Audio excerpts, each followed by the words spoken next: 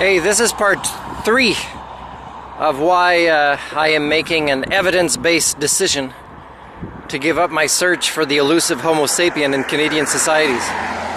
Yeah, it's paradise here. The third planet from the sun has always been paradise to our type of life forms because we evolved here. And we are also the only species that will be, this is evidence-based, devolving the state of the biosphere and the climate and the atmosphere, the oceans, to pre-ideal land mammal levels. We've passed those tipping points, whether you're David Attenborough or you're Al Gore or whoever you want to follow as your hopeful scientists are telling you. And by the way, false hope from people who consider themselves intelligent.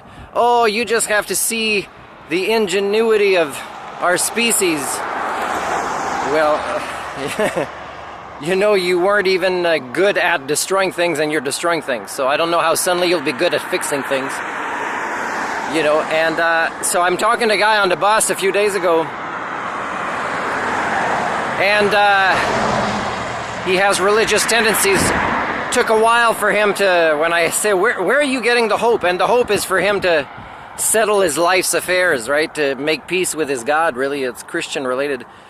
But even if you're not Christian, I find people I knew that took personal development training, like let's say life skills or counseling, I find they're disconnecting with reality more by going into religions, which again I wrote a while ago was a prediction that we'd be going more towards religions, and people in supposedly the same religion would define it in different ways if they bothered measuring this like never before.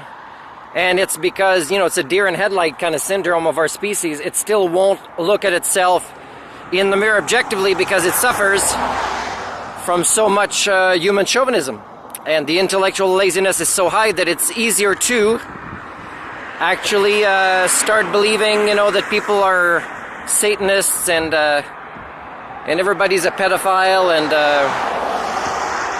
you know, like that some of the bad guys are the ones that have to stop the worst bad guys, and somehow they don't see how screwed up that is.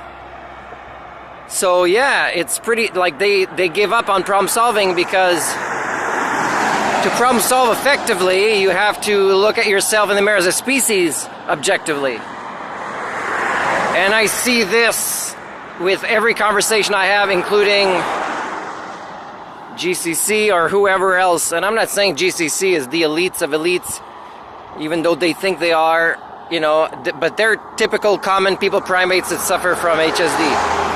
But they're an example of somebody that thinks they're so smart when they've actually mastered the art of assumptions, for example, as a way to cope with, you know, the complexity of the reality of their crashing proto-civilization at the scale that has never happened in the history of this planet and with their species, and how it's going to affect the entire paradise that was here before they showed up.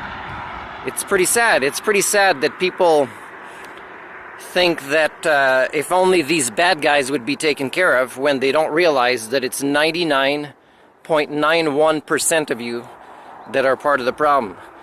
And it was nice to see a different part of BC, and but I'll be focusing tomorrow on my birthday, a search for other countries. And